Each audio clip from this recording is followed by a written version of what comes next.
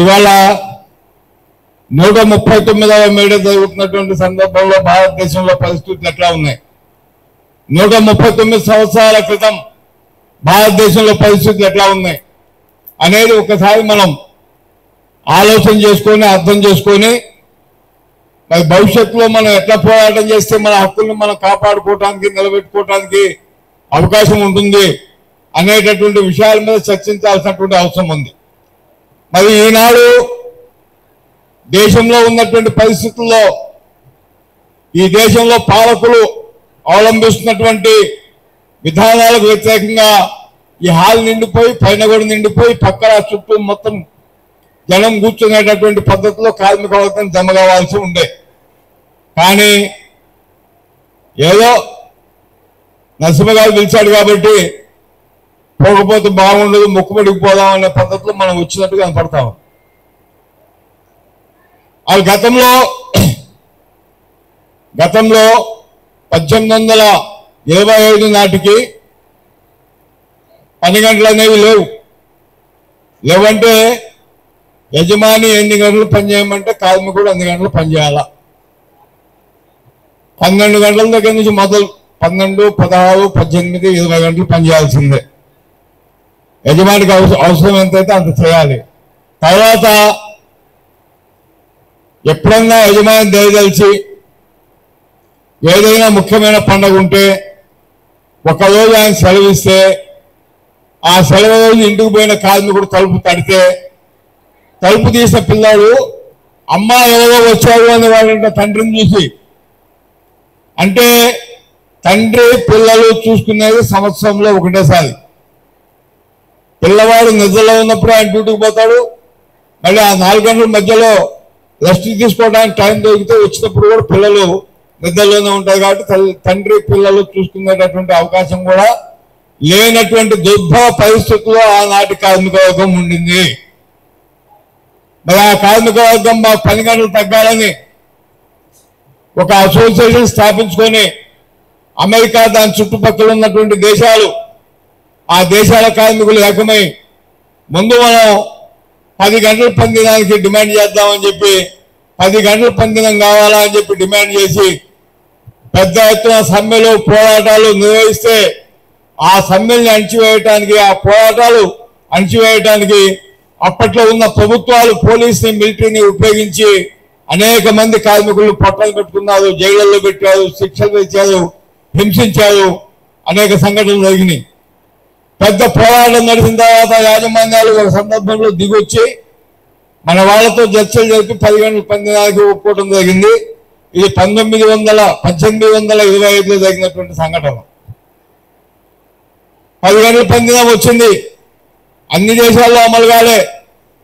కొన్ని దేశాల్లోనే ఎక్కడైతే కార్మిక సంఘాలు బలంగా ఉన్నాయో, ఎక్కడైతే పోరాటాలు గట్టిగా నడుస్తూ ఉన్నాయో ఆయా దేశాల్లోనే ఈ 10 గంటల పనిదినం కూడా అమలైనటువంటి విషయాన్ని మనం అర్థం చేసుకోవాలి. మిగతా ప్రభుత్వం అంతా 12 గంటలు 16 గంటలు నడుస్తూనే ఉంది. మరి ఈ సందర్భంలో ఇంకొకసారి ప్రయత్నం చేద్దాం. దీనికంటే ముందు మనం ఒక మాట గుర్తు చేసుకోవాలి. మేడే ఎప్పుడు జరిగింది, ఏ సంవత్సరంలో జరిగింది? మేడే 1886లో జరిగింది. కానీ 1858 సంవత్సరంలో భారతదేశంలో 8 గంటల పని కావాలని బొంబాయిలో ఉన్నటువంటి రైల్వే కార్మికులు పోరాటం స్టార్ట్ చేశారు. అప్పుడే రైల్వే లైన్స్ మొదలైనవి 1858లో. ఆ రైల్వే కార్మికులు మేము 8 గంటలు పని చేస్తామని చెప్పి సమ్మెలు చేశారు. ఆ సమ్మెల్ని నిర్దాక్షిణ్యంగా రాక్షసత్వంతో కూడిన పద్ధతుల్లో బ్రిటిష్ ప్రభుత్వం అణచివేసింది. కానీ అది హిస్టరీలో బాగా నమోదు కాల. ఆ తర్వాత 1886లో అమెరికా, బ్రిటన్, ఫ్రాన్స్ అట్లాగే ఇంకా చుట్టుపక్కల ఉన్న చిన్న చిన్న దేశాలు, ఈ దేశాల్లో ఉన్న కార్మికులంతా ఇంతకు ముందు ఉన్నటువంటి ఒక అసోసియేషన్ ఆధారంగా కూర్చొని వాళ్ళు మొత్తం మాట్లాడుకొని మనం మే 1వ తేదీన అన్ని దేశాల్లో ఉన్నటువంటి ప్రభుత్వాలకి, ఆ ప్రభుత్వాలని పరిపాలిస్తున్నటువంటి ముఖ్యమైనటువంటి నాయకులకి, రాజులకి, రంగప్పలకి మెమోరండం ఇవ్వాలని చెప్పి నిర్ణయం చేసిన దాంట్లో భాగంగా మే 1వ తేదీన అన్ని దేశాల్లో కార్మికులు ఊరేగింపులు కలిపారు, సభలు కలిపారు. ఆ సభలు పెట్టి ఊరేగింపులు పెట్టి మెమోరాండంలు ఇవ్వడం జరిగింది. చాలా శాంతియుతంగా మే 1వ తేదీన ఈ కార్యక్రమం అన్ని దేశాల్లో కూడా జరిగింది. అంటే మనం చెప్తున్నాం కార్మికుల రక్తం కాచాయని చెప్పి, మే 1వ తేదీన అని చెప్పి చాలా మంది అనుకుంటున్నారు. మే 1వ తేదీ కాదు. తర్వాత చికాగో పట్టణంలో కంపెనీలో సమ్మె జరుగుతూ ఉంటే ఆ కంపెనీ యజమాని పోలీసు వాళ్ళని తీసుకొచ్చి మే 2వ తేదీన కాల్పులు జరిపితే 10 మంది కార్మికులు అక్కడికక్కడే ప్రాణాలు వదిలిపెట్టడం జరిగింది. వాళ్ళు చేస్తున్న సమ్మెలో మే 8 గంటల డిమాండ్ కూడా ఉంది, 8 గంటల పనిదినం డిమాండ్ కూడా ఉంది. దీనికి స్పందించినటువంటి మళ్ళీ అన్ని దేశాల కార్మికులు వెంటనే మనం ఒక పెద్ద మీటింగ్ పెట్టి దీని మీద నిరసన వ్యక్తం చేయాలి. సమ్మె చేస్తే చంపేస్తావా, హక్కులు అడిగితే కాల్చేస్తావా, కాబట్టి దీని మీద మనం స్పందించకపోతే, మనం యాజమాన్యాలకి వార్నింగ్ ఇవ్వకపోతే భవిష్యత్తులో మనం పనిచేయగలిగే పరిస్థితి లేదు. కాబట్టి మనం మీటింగ్ పెట్టాల్సిందే. మే 4వ తేదీన అమెరికా నడిబొడ్డులో ఉన్నటువంటి చికాగో పట్టణంలో ఉన్న హే మార్కెట్లో ఒక పెద్ద బహిరంగ సభ ఏర్పాటు చేసి అక్కడ ఉపన్యాసాలు పెట్టారు. మరి ఏమైనా గొడవ జరుగుతుందేమో అని చెప్పి అక్కడ చికాగో పట్టణ మేయర్ కూడా ఆ సమావేశానికి హాజరయ్యాడు. హాజరై చాలా ప్రశాంతంగా మీటింగ్ జరిగింది. మేయర్ గారు కూడా ప్రసంగించడం జరిగింది. మేయర్ గారు ప్రసంగం అయిపోయిన తర్వాత వెళ్ళిపోతాయి, కానీ పోలీసు వాళ్ళని కూడా వెళ్ళిపోమని చెప్పి ఆయన తన మనుషులను తీసుకొని వెళ్ళిపోయాడు. మేయర్ అటు పోగానే మళ్ళీ అదే కంపెనీ యజమాని గుండాలను పంపించి పోలీసుల మీద బాంబు వేయించాడు. ఒక పోలీస్ సర్జెంట్ అక్కడికక్కడే చనిపోవడంతో రెచ్చిపోయిన పోలీసులు ఎలాంటి హెచ్చరికలు చేయకుండా విచక్షణారహితంగా మొత్తం కార్మిక వర్గం మీద కాల్పులు జరిపితే 100 మంది కార్మికులు ఆ హే మార్కెట్ దగ్గర ప్రాణాలను కోల్పోయినటువంటి సంఘటన చరిత్రలో జరిగింది అనే విషయాన్ని మనం గుర్తు చేసుకోవాలి. అనేక మంది గాయాలైనవి, ప్రాణభయంతో పారిపోతుంటే వాళ్ళ రక్తంతో చికాగో వీధులను తడిసిపోయింది. ఈ 100 మంది కార్మికులు ప్రాణాలు వదిలిన దగ్గర రోడ్డు మీద చిన్న గుంట ఉంటే వీళ్ళ రక్తంతో ఆ గుంట నిండింది. ఈ కార్మికుల్లో ఉన్న ఒక మహిళా కార్మికురాలు, ఆమె ఒంటి మీద ఒక బట్ట ఉంటే ఆమె కూడా తూటాలు తగిలినాయి. ఇంకా 1-2 నిమిషాల్లో ఆమె ప్రాణాలు పోతాయి. అయినా ఆమె లెక్క చేయకుండా ఆమె ఒంటి మీద ఉన్న బట్ట ఆ గుంటలో ముంచి అక్కడ ఒక ఇటుక దిమ్మ ఉంటే ఆ ఇటుక దిమ్మ మీద వేసి భవిష్యత్తులో రాబోయే కార్మిక వర్గం మా రక్తంలో తడిసినటువంటి ఈ బట్టని దండగా చేసుకొని వాళ్ళ హక్కులు సాధించుకుంటూ మీకు బొందలు పడతారా అని చెప్పి శాపనాదాలు ఇచ్చి ఆమె కింద పడి ప్రాణాలు కోల్పోయినటువంటి సంఘటన ఇదే మే చరిత్ర. దీన్ని గుర్తుంచుకోవాలి. ఆ పద్ధతిలో ఎర్రజెండా వచ్చింది అని చెప్పి మనం అర్థం చేసుకోవాల్సినటువంటి అవసరం వచ్చింది. ఎక్కడి నుంచి వచ్చింది ఎర్రజెండా? కార్మికుల రక్తంలో ముంచిన బట్టనే ఎర్రజెండా. ఈ ఎర్రజెండా మనం ఇవాళ పెట్టుకుందామంటే ఇదేమి, ఈ జెండా బాగా రెడ్డిగా ఉంది, మంచిగా దూరంగా పడుతుంది అని చెప్పి పెట్టుకోవాలా. మన కార్మిక వర్గం రక్తంలో ముంచినటువంటి బట్ట ఎర్రజెండాగా వచ్చింది. ఆ ఎర్రజెండాగా చేసుకొని ఆ కార్మికులు త్యాగం చేసినటువంటి రోజు నుంచి మనం ఈ మేడే ఉత్సవాలు జరపాలా అని చెప్పి వాళ్ళకి శ్రద్ధాంజలి ఘటిస్తూ, పండగలు చేసుకుని కాదు, వాళ్ళకి శ్రద్ధాంజలి ఘటించాలా. దాంట్లో అక్కడ ఉన్నటువంటి కార్మికుల నాయకులు 8 మంది నాయకులు వాళ్ళు అక్కడనే నిలబడ్డారు, ఎక్కడికి పారిపోలా. పోలీసు వాళ్ళు వచ్చి వాళ్ళని అరెస్ట్ చేశారు. కేసులు పెట్టారు, విచారణ జరిపించారు. విచారణ జరిపించి ఒక 4 ఉరిశిక్ష చేశారు. ఉరిశిక్ష చేస్తే దాంట్లో ఒక కార్మిక నాయకుడు ఏమన్నాడా అంటే, ఈ ప్రభుత్వం చేతుల్లో నేను సావాల్సినటువంటి అవసరం లేదు, నన్ను నేను కాల్చుకోను, నన్ను నేను చంపుకుంటా, అంతేగాని ఈ గవర్నమెంట్ వేసే ఉరిశిక్షలకి నేను లొంగేటటువంటి పరిస్థితి లేదు. నా కార్మిక వర్గం కోసం నేను ప్రాణాలు అర్పిస్తా, దేనికైనా సిద్ధమే. ఎట్లా సంపాదించాడో ఒక బాంబు సంపాదించాడు. ఆ బాంబు నోట్లో పెట్టి కొనుక్కొని ఆ బాంబు పేలిపోతే తను అక్కడికక్కడ ప్రాణాలు వదిలిపెట్టాడు జైల్లోనే. అట్లా ఒక కార్మిక నాయకుడు చనిపోయాడు. తర్వాత వాళ్ళు తూతు మంత్రంగా జరిపిన విచారణలో ఒక 2 జైలు శిక్ష చేశారు, ఒక 3 మరణశిక్ష చేశారు. ఆ మరణశిక్షలో ప్రాణాలు అర్పించిన వాళ్ళు ఎవరంటే Albert Parson, Augustus Pine, Adolph Fischer. వీళ్ళు మొత్తం ఈ ప్రాణాలు వదిలిపెట్టినటువంటి పరిస్థితిని మనం ఒకసారి అర్థం చేసుకోవాలి. అంటే పోరాటాలు చేయడంలో, త్యాగాలు చేయడంలో కార్మిక వర్గ నాయకులు అనేక మంది త్యాగాల ఫలితమే ఇవాళ ఇంజనీర్లు పొందాం. అనేక మంది త్యాగాల ఫలితమే ఎర్ర జెండా, అనేక మంది త్యాగాల ఫలితమే కార్మిక చట్టాలు, అనేక మంది త్యాగాల ఫలితమే సమ్మె హక్కు. ఇలాంటి అన్ని మనం ఎన్నో సాధించుకోవడం జరిగింది. పోరాటాలు చేయకుండా ఏది సాధ్యం కాదు అనే అంశాన్ని మహాత్మా జ్యోతిబా ఫూలే కూడా అర్థం చేసుకున్నాడు. అంటే గతంలో భర్త చనిపోతే ఏం చేసేవాళ్ళు బాధని? భర్త చనిపోతే చాలా రోజులు భర్తతో పాటు పాడ మీద కట్టి చంపేసేవాడు, ఆయన కూడా తగలబెట్టేవాడు. తర్వాత దాని మీద ఉద్యమాలు స్టార్ట్ అయినాయి. రాజా రామ్మోహన్ రావు లాంటి వాళ్ళు అడ్డం తిరిగారు. అడ్డం తిరిగితే కాల్చడం బంద్ చేశారు. ఆమెను విధవాలుగా ప్రకటించి గుండు కొట్టించడం, ఆ గుండుకి సున్నం బొట్లు పెట్టడం, తెల్ల బట్టలు కట్టడం, తక్కువ తిండి పెట్టడం, తొందరగా చనిపోయి మళ్ళీ స్వర్గానికి చేరుకోవాలి. అక్కడ ఎవరు ఉంటాడు? మొగుడు ఉంటాడు. ఆ మొగుడుకు పోయి ఏం చేయాలి? మళ్ళీ ఆ మొగుడు, నేను ఒక విషయం చెప్తున్నాను, మీరేం తప్పుగా అర్థం చేసుకోకండి. ఆడదానికి స్థానం ఆడింది దేవుడి దగ్గర కూడా. మనకు వైకుంఠం అని చెప్పి చెప్తారు, మరి అదైతే నేను చూడలేదు, ఇంకెవరైనా చూసినారో నాకు తెలియదు. కానీ ఆ వైకుంఠంలో ఒక ఆయన ఉంటాడు, శ్రీ మహావిష్ణువు అని చెప్పి, పాము మీద పడుకో ఉంటాడు. లక్ష్మీదేవి ఆడ ఉంటుంది, లక్ష్మీదేవి కాళ్ళ ఉంటుంది. అంటే స్వర్గానికి పోయినా కానీ స్త్రీ స్థానం ఎక్కడ? ఆడవాళ్ళ స్థానం ఎక్కడ? మొగుడు కాళ్ళదే కదా. వాడికేమో అమ్మ వేసి మేనకత్తిలో తుమ్ముడు వాడుకుంటారు. కానీ వీళ్ళ స్థానం మాత్రం మళ్ళీ వాడు తంతే పడాల్సిందే, వాడి కాళ్ళు బిసుకోవాల్సిందే. ఇది చెప్పింది మనకు వేదం. వేదాంతం, పురాణం, ఈ కథలన్నీ మనకు ఇది చెప్పింది. దీని మీద మహారాష్ట్రలో బ్రాహ్మణ స్త్రీలకి గుళ్ళు కొడతా ఉంటే ఇది ఆపాలా అని చెప్పి మన మహాత్మా జ్యోతిబా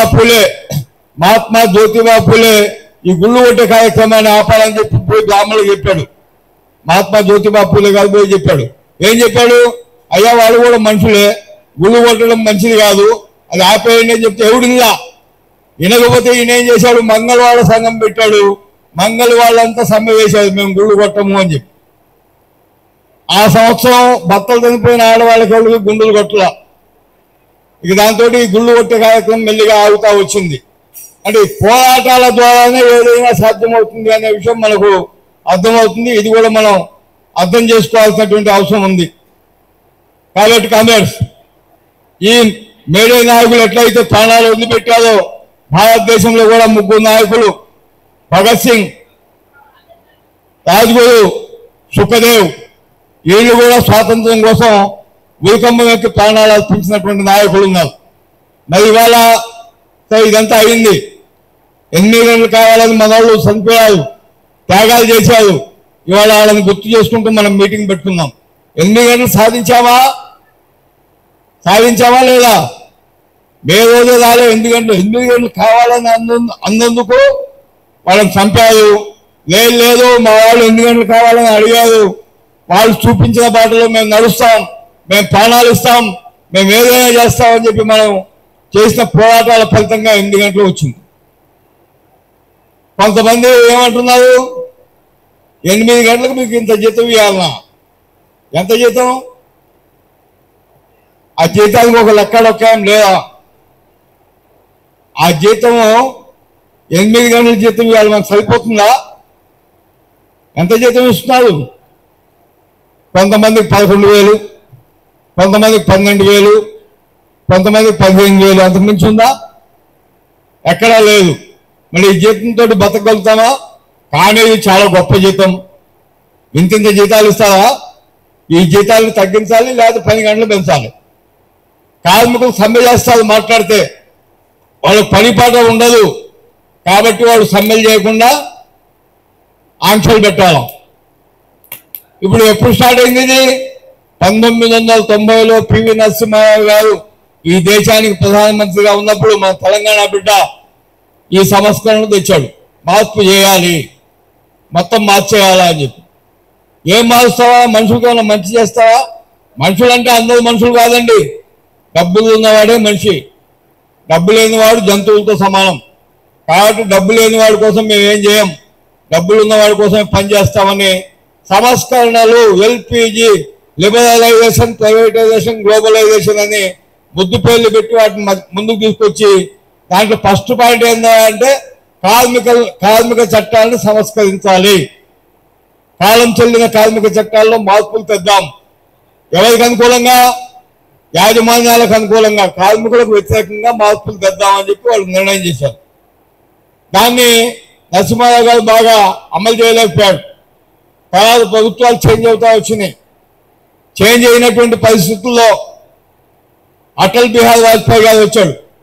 అటల్ బిహారీ వాజ్పేయి రాగానే ఈ బీజేపీ, ఆర్ఎస్ఎస్ వాళ్ళంతా అందుకున్నారు పాట, వెంటనే వీటిని తగ్గించాలా అని. ఆయన ముందు ఒకటి ఐడి యాక్ట్ అని ఉంది. ఇప్పుడు మన హాస్పిటల్లో పనిచేసే కార్మికులు ఉన్నారు, మీరు కాంట్రాక్ట్ కానీ పర్మనెంట్ కానీ, ఆ హాస్పిటల్లో 100 మంది అంతకంటే ఎక్కువ కార్మికులు ఉంటే యజమాని తీసేయాలన్నా మీకు లే ఆఫ్ అంటే పని లేదు, ఇంటికి పోయా అని చెప్పి సగం జీతం ఇస్తారు. ఆ లే ఆఫ్ ఇవ్వాలన్నా, పూర్తిగా ఉద్యోగంలో తొలగించాలన్నా గవర్నమెంట్ పర్మిషన్ తీసుకోవాలి. అది తీసుకోవడం ఇవాళ వరకు ఎవరితోటి సాధ్యం కాలేదు. ఈ చట్టం 40 ఏళ్ళలో వచ్చింది. 40 ఏళ్ళలో నుంచి 90వ సంవత్సరం దాకా ఎవరికి సాధ్యం కాల. తర్వాత వాజ్పేయి గారు 2000 సంవత్సరంలో అధికారంలోకి వచ్చినప్పుడు ఈ కంపెనీల యాజమాన్యాలంతా ఆయన దగ్గరకు పోయారు. కాంట్రాక్టర్లు, యాజమాన్యాలు మొత్తం పోయి, అయ్యా వాజ్పేయి గారు, బీజేపీ అంటే వ్యాపారస్తుల పార్టీ, మా పార్టీ, మేము అధికారంలో వచ్చినాం కాబట్టి మనకి ఏదైనా చేసుకున్నామా వద్దా? చేసుకున్నావు, ఏం కావాలో చెప్పండి అంటే ఆ ఐడి యాక్ట్ లో ఉన్నటువంటి 100ని 500 చేయాలి అని చెప్పి అడిగారు. అంటే ఆయన ఒక నవ్వు నవ్వి, సరే మీరు వెళ్ళండి నేను చూసుకుంటాను. తర్వాత వచ్చిన బడ్జెట్ సమావేశంలో కార్మిక సమస్యలకి ఆర్థిక శాఖ మంత్రికి సంబంధం ఉండదు. అయినప్పటికీ ఆయన కేబినెట్ లో ఉన్న ఆర్థిక శాఖ మంత్రి యశ్వంత్ సిన్హా గారు ఆయనకు సంబంధం లేకపోయినా 100 పక్కన సున్నా పెట్టాడు. వాళ్ళు అడిగిందంతా వ్యాపారస్తులు 500 ఏమన్నారు, ఈయన ఎంత చేశాడు? 1000 చేశాడు.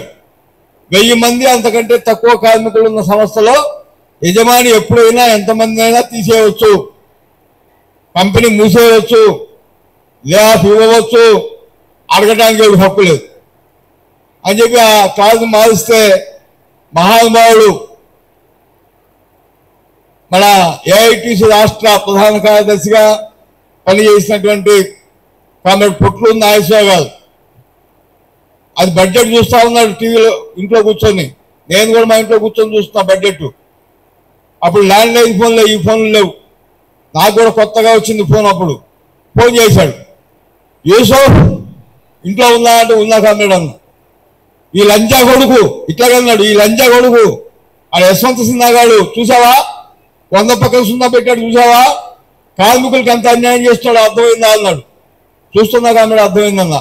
500 మందిని జమ చేస్తావా, లేకపోతే ధర్నా చేద్దాం ఈ లంజా కొడుకు మీద అన్నాడు. 1000 మందిని జమ చేస్తా కామ్రేడ్ అని చెప్పి ఇక ఆడి నుంచి మొత్తం ఫోన్లు ఉన్న వాళ్ళకందరికీ ఫోన్లు చేసి, ఫోన్లు లేని వాళ్ళ కంపెనీలకు కొంతమందిని పంపించి తిప్పి తెల్లారేటప్పటికి 1000 మంది కార్మికుల్ని చేద్దామని మనం అనుకుంటే 1500 మంది వచ్చారు. పెద్ద ధర్నా అయింది, అది దేశానికి ఆదర్శమైంది. దాంతో వాజ్పేయి స్టెప్ దిగాల్సిన పరిస్థితి ఏర్పడింది. 300 మందికి తగ్గుతాయని చెప్పాడు. మనం ఏం చెప్పినాం ఏఐటీసీగా, నువ్వు 101 మందికి చేసినా కానీ మేము ఒప్పుకున్న ముచ్చటే లేదు, ఆ చట్టాన్ని మార్చడానికి లేదు, అది కార్మికులు పోరాటం చేసి సాధించుకున్న చట్టం అని చెప్పాం.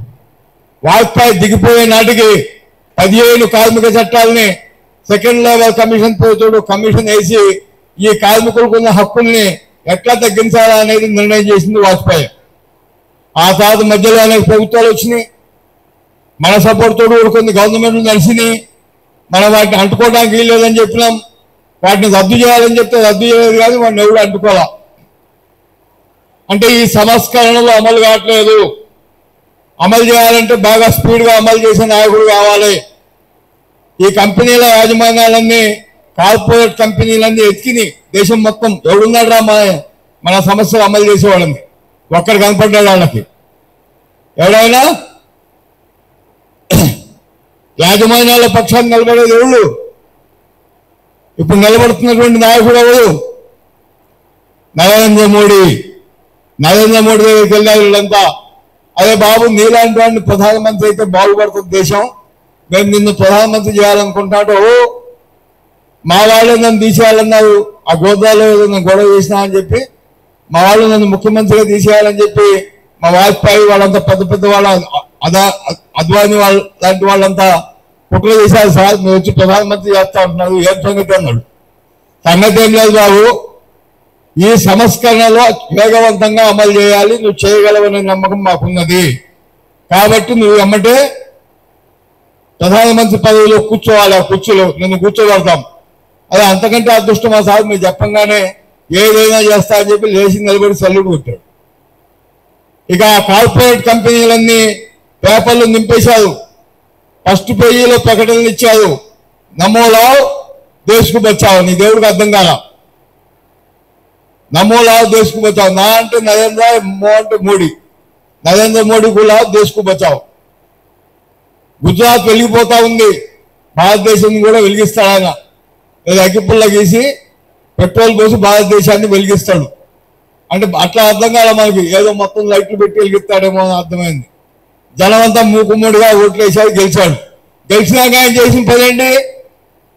మొట్టమొదటి పని ఏంటో చెప్పండి. మొట్టమొదటి పని ఏంటంటే 40 అంతకంటే తక్కువ కార్మికులు ఉన్న సంస్థలు ఫ్యాక్టరీస్ యాక్ట్ కిందకి రావు. 40 అంతకంటే తక్కువ కార్మికులు ఉన్న సంస్థలు ఫ్యాక్టరీస్ యాక్ట్ కిందకి రావు.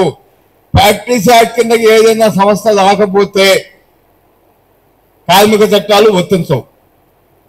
ఫ్యాక్టరీస్ యాక్ట్ కిందకి ఏదైతే ఫ్యాక్టరీ సంస్థ వస్తుందో దాంట్లో పనిచేసే వాళ్ళకి మాత్రమే కార్మిక చట్టాలు వర్తిస్తాయి. ఇప్పుడు హాస్పిటల్ ఉంది, హాస్పిటల్ ఫ్యాక్టరీ కాదు. మన రామచంద్ర గారు మహానుభావుడు, మన రెగ్యులర్ ఎంప్లాయీస్ యూనియన్ రాష్ట్ర అధ్యక్షుడిగా, జనరల్ సెక్రటరీగా పనిచేశాడు ఆయన. కామ్రేడ్ రాజ్ బహదూర్ గౌర్, ఆయన పేరు ఇన్నే ఉంటారు. ఆయన పేరు మీద మనం ఒక హాల్ కూడా కట్టుకున్నాం. వీళ్ళిద్దరు నాయకులు కలిసి ప్రభుత్వం మీద చేసిన పోరాటం వల్లనే హాస్పిటల్ ఇండస్ట్రీ కింద డిక్లేర్ చేయాల్సి వచ్చింది. అంటే హాస్పిటల్ ఇండస్ట్రీ కాబట్టి కార్మిక చట్టాలు వర్తిస్తాయి, మనకు కూడా కార్మిక చట్టాలు వర్తిస్తాయి. ఆ ఇద్దరు మహానుభావుల పుణ్యమే మన కార్మిక చట్టాలు వచ్చినాయి. అంటే మోడీ రాగానే 40 మంది కంటే తక్కువ కార్మికులు ఉన్న సంస్థలకి కార్మిక చట్టాలు వర్తించాలంటే దేశంలో ఉన్న కార్మిక వర్గంలో 77% కార్మిక వర్గం కార్మిక చట్టాల నుంచి ఎవరికి లేకుండా బయటకు వెళ్ళిపోయి వాళ్ళకి లేవు. చిన్న చిన్న కంపెనీల కార్మిక చట్టాలు లేవు. ఇది పరిస్థితి. ఇంకా మనం ఆలోచిస్తే మోడీ గారు వచ్చిన తర్వాత చేసింది ఏంటంటే 15% రైల్వే ఛార్జీలు పెంచాడు. ఎవరికి గుర్తుందా? రావడం 15% రైల్వే ఛార్జీలు పెంచాడు. సరే అవన్నీ పోనీ, అవన్నీ పక్కకు పెట్టుకుందాం. ఇక ఆయన వచ్చినాక అప్పుడెప్పుడో వాజ్పేయి గారు వేసినటువంటి labour commission, second labour commission లో వచ్చిన సిఫార్సుల్ని బయటకు తీసి ఈ సిఫార్సుల ప్రకారం అన్ని కార్మిక చట్టాలని రద్దు చేసి 4 కోట్లు తయారు చేస్తా అని చెప్పి 4 కోట్లు తెచ్చి పెట్టాడు. ఈ 4 కోట్లలో ఏముంది? ఇప్పుడు కాంట్రాక్ట్ కార్మికులు ఈ మీటింగ్ లో చాలా మంది ఉన్నారు కదా. అమ్మా తల్లి ఇటుందండి, కాంట్రాక్ట్ కార్మికులు ఎక్కువ మంది ఉన్నారు కదా. ఇక్కడ ఎంతమంది ఉన్నారు చేతుల్లో పండి కాంట్రాక్ట్ కార్మికులు? సగానికి పైగా కాంట్రాక్ట్ కార్మికులు ఉన్నారు. ఇప్పుడు జీతం ఇవ్వకపోతే ఏం చేస్తాం మనం? జీతం ఇవ్వకపోతే మనం ఏం చేస్తాం? ఒక లెటర్ తీసుకొని సూపరింటెండెంట్ దగ్గర పోతాం. నాకు జీతం ఇవ్వలేదు కాబట్టి నువ్వు ఇప్పియాలి. నేను ఎందుకు ఇప్పియాలని చాలా మంది అన్నారు సూపరింటెండెంట్. అంటే మనం ఏం చెప్పాం?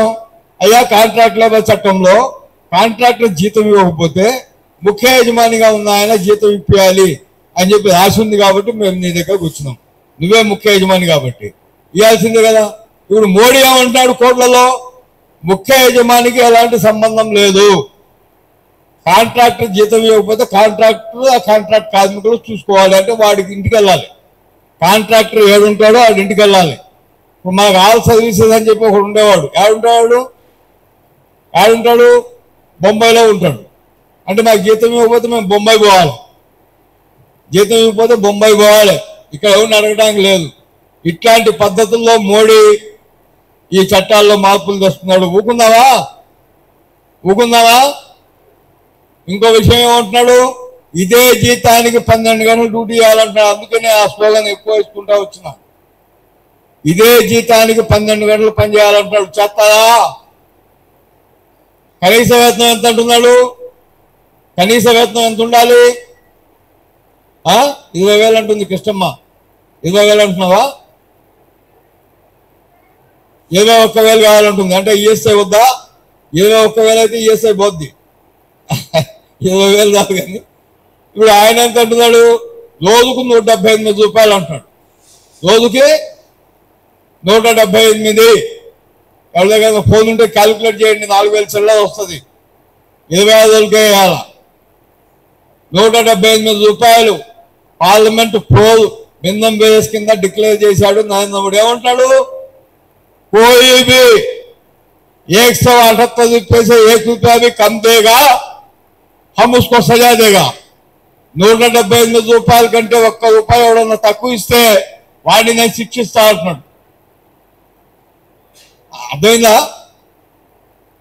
ఏం స్పందన లేదు మీ దగ్గర నుంచి. 178 కంటే ఎవడన్నా తక్కువ ఇస్తే వాడిని శిక్షిస్తా అంటున్నాడు. అంటే 178 చాలు, మనకి కడుపు నిండిపోద్ది, ఇంకా డబ్బులు మిగులుతాయి అనుకుంటున్నాడేమో. అదే అదవా పెళ్ళాన్ని వదిలిపెట్టావు, దాని గతికి దాన్ని. సరే నువ్వు ఒక్కడే బ్యాచిలర్వి, 170 నీమంటున్నావు. నీ ఖర్చు ఎంత? ఆయన 10 సంవత్సరాల నుంచి ఉన్నాడు కదా ప్రధానమంత్రిగా. ఆయన తిండి ఖర్చు ఎంతో తెలుసా మీకు? 10 సంవత్సరాలకి 100 కోట్లు. నేను చెప్పింది కాదు ఇది, నేను చెప్పింది కాదు. అదే ఆడిటర్ సంస్థ ఉంటుంది కదా, ఏపీ కార్డు వాళ్ళు చెప్పిన లెక్కలో ఏంటంటే ప్రధానమంత్రి 10 సంవత్సరాల భోజనం ఖర్చు 100 కోట్లు. ఆయన ఏదో పుట్టగొడుగులు తింటాడంట, అదేదో దేశం నుంచి వస్తాయంట. చైనా కాదు, ఇంకో దేశం ఏదో ఉంది. ఆ దేశం నుంచి వస్తాయి. 3.5 లక్షలు 1 కిలో పుట్టగొడుగులు. 3.5 లక్షలు ఆ పుట్టగొడుగులు అట్లాంటివి తింటాడు. అట్లాంటి తిండి తిని ఇంత ఖర్చు పెట్టేవాడికి 178 రూపాయలు వీళ్ళు ఎట్లా బతకాలి? అర్థముందా? దీనికి అర్థం లేదు, పద్ధం లేదు. అంటే అతి తక్కువ జీతాలు కార్మికులకు నిర్ణయించి ఈ పద్ధతిలో చేస్తున్నటువంటి నరేంద్ర మోడీ విధానాలు. 44 కార్మిక చట్టాలు రద్దు చేశాడు. వాటి స్థానంలో 4 కోట్లు తెచ్చాడు. కోర్టులో ఉన్న విషయాలు చెప్తున్నా. 12 గంటలు డ్యూటీ చేయాలి, సమ్మె చేయడానికి వీల్లేదు. గత చట్టంలో ఏముందంటే 18 వారాల్లో మా సమ్మె నోటీస్ 14 రోజులు ముందు ఇవ్వాలి. ఎసెన్షియల్ సర్వీసెస్ లో, మామూలు కంపెనీలో 1 రోజులు ముందు ఇస్తే చాలు. ఇప్పుడు అన్నిటికీ 14 రోజులు పెట్టాడు. 14 రోజుల ముందు నోటీసు అత్యవసర సర్వీస్ లో ఇవ్వాలి. మామూలు కంపెనీలో 1 రోజులు అయితే సరిపోద్ది గత చట్టం ప్రకారం. ఇప్పుడేం పెట్టాడు? ఎవడైనా 14 రోజులు ముందు ఇవ్వాలి. 60 రోజుల దాకా, 60 రోజుల లోపల సమ్మె చేస్తావా? అమ్మా కామెంట్స్ వాళ్ళు కూర్చుంటారు, ఉన్నట్టు వీళ్ళు సమ్మె చేస్తారా లేదా అనేది 60 దినాల్లో తెలుసుకోవాలి. 60 దినాలు పూర్తి అయిపోతే ఆ నోటీసు చల్లదిగా మళ్ళీ నోటీసు ఇచ్చుకోవాలి.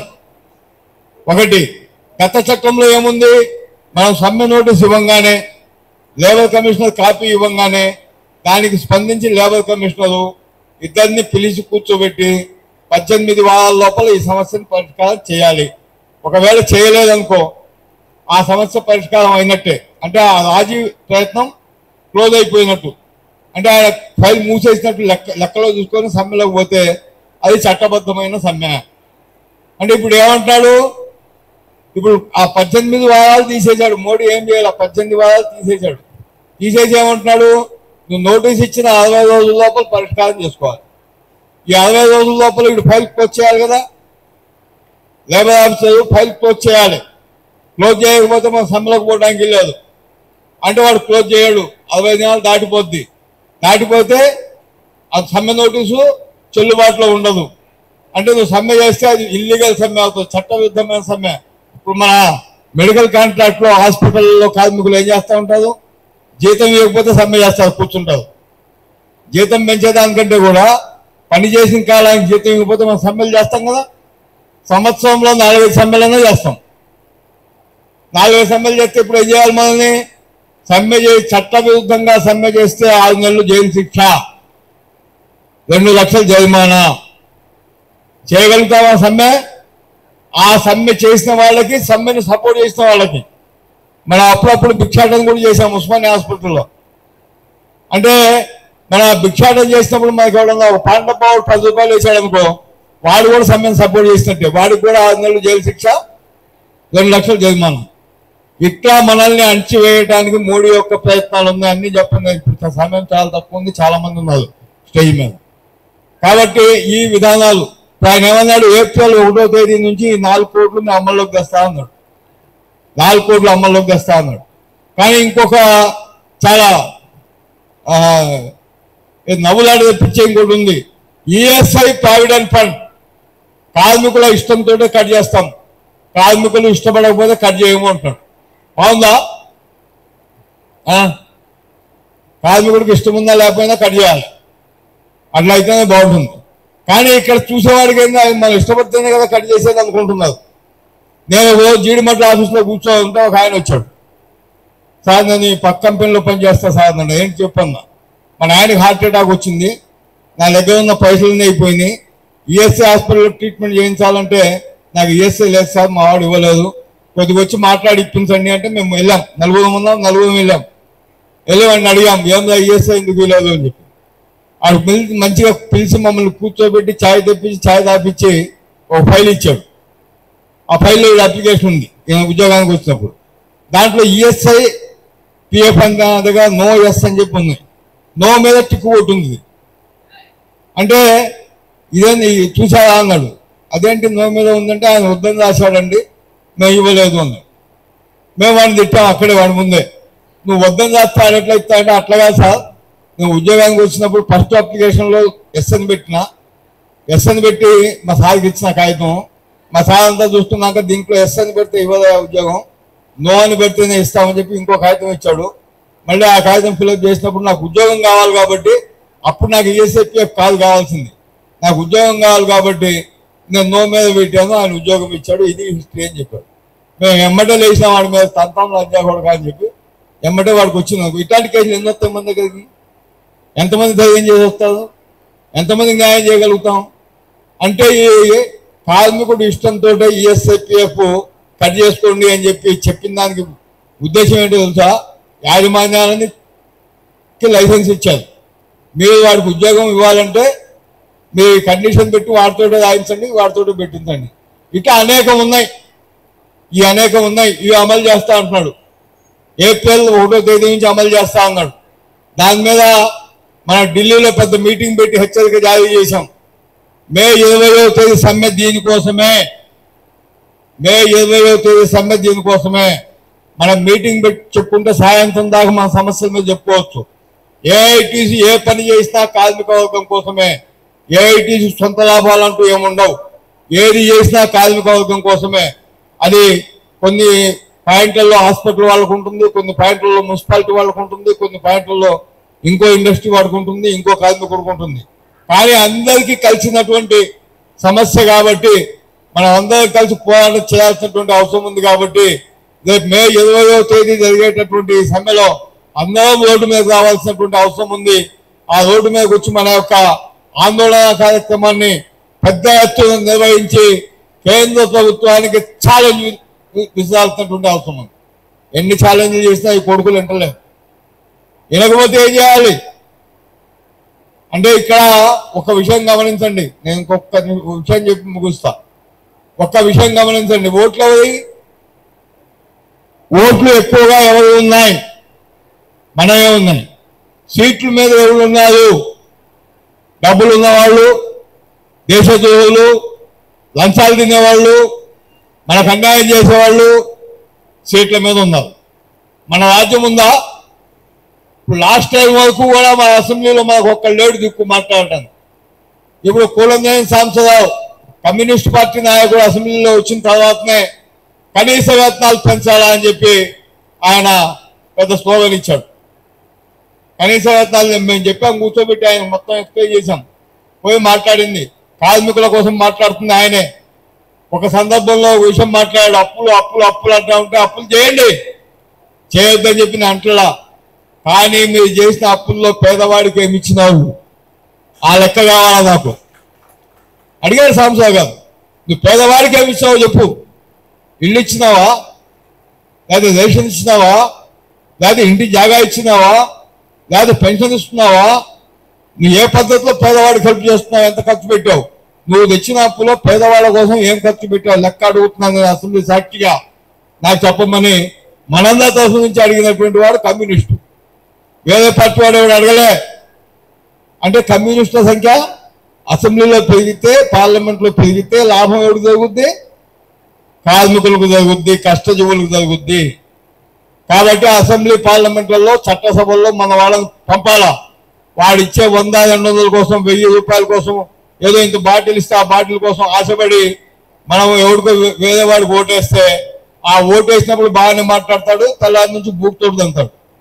అది గుర్తుపెట్టుకొని మన వాళ్ళని మన చట్టసభల్లో పంపితే మన యొక్క హక్కులు కాపాడబడతాయి, మన జీతాలు కాపాడబడతాయి.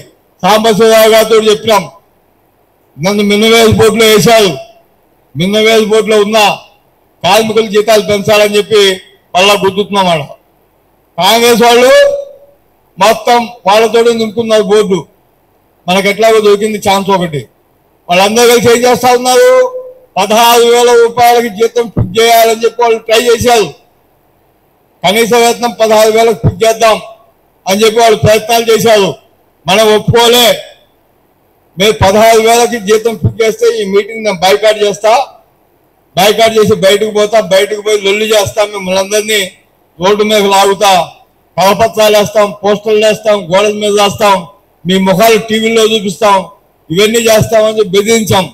బెదిరించి వాకౌట్ చేస్తాం, ధర్నా చేస్తామని చెప్పి బెదిరిస్తే మళ్ళీ ఒక స్టెప్ దిగారు. ఎట్లా పెంచాలి ఏంది అని చెప్పి నేను ఒకటే విషయం చెప్పా. ఒక కుటుంబం, ఆ కుటుంబంలో 4 వ్యక్తులు, భార్య, భర్త, 2 పిల్లలు. ఈ 4 2700 క్యాలరీల శక్తిని ఇచ్చేటటువంటి ఆహారాన్ని తీసుకోవాలి. దానికి ఒక లెక్క ఉంది. 2700 క్యాలరీల శక్తినిచ్చే ఆహారం అంటే బియ్యం ఎంత తినాలి, గోధుమలు ఎంత తినాలి, గుడ్లు ఎన్ని తినాలి, చికెన్ ఎంత తినాలి, మటన్ ఎంత తినాలి, కూరగాయలు ఎంత తినాలి, పండ్లు ఎంత తినాలి అని చెప్పి ఒక పెద్ద ఆయన 1952లో ఒక లెక్క చెప్తే మన భారతదేశం ఒప్పుకుంది ఆ పద్ధతిలో చేస్తామని. అక్కడేమో ఒప్పుకుంటారు, ఇక్కడేమో చేయాలా. ఆ లెక్క ప్రకారం లెక్కేయండి. ఆ లెక్కలన్నీ నాకు తెలుసు, మొత్తం లెక్కలు నాకు తెలుసు. కానీ నేనేదో కదా గవర్నమెంట్ ఇవ్వాలి ప్రతిపాదన. నువ్వు ఏసీ డిప్యూటీ కమిషనర్, మా సెక్రటరీ, నువ్వు ఏసీ తీసుకుందా, నువ్వు కరెక్ట్గా వేసావో లేదో మేము చూస్తాం. చట్టంలో ఉన్నది కాబట్టి ఆ చట్టాన్ని మీరు అమలు చేయండి. లేకపోతే మేము ఒప్పుకున్న ముచ్చటే లేదు అని చెప్పంటే ఆ చట్టం ప్రకారం లెక్క చేస్తే 20,257 రూపాయలు మాకు జీతం రావాలా, అన్స్కిల్డ్ జాడు కొట్టే వాళ్ళకి రావాలా అని చెప్పి తేలింది. మరి ఈ జీతం అమలు కావాలంటే అమలు చేస్తారా? చేస్తావా? చేయాలంటే పోరాటం చేయాలి. ఇప్పుడు 20,257 రూపాయలు జీతం మనకు రావాలి. అవుతా? మరి దీనికో కొట్లాడదామా వద్దా? మేడే అమరవీరులారా, మీరు 8 ఏళ్ళు పని కోసం ప్రాణాలు అర్పించారు, మా డిమాండ్ మీరు సాధించుకోమని చెప్పారు. మేము ఇప్పుడు 20,257 రూపాయల జీతం చట్ట ప్రకారం మాకు రావాలా అని చెప్పి మేము పోరాటం చేయడానికి ఇవాళ ప్రతిజ్ఞ చేస్తా ఉన్నాం.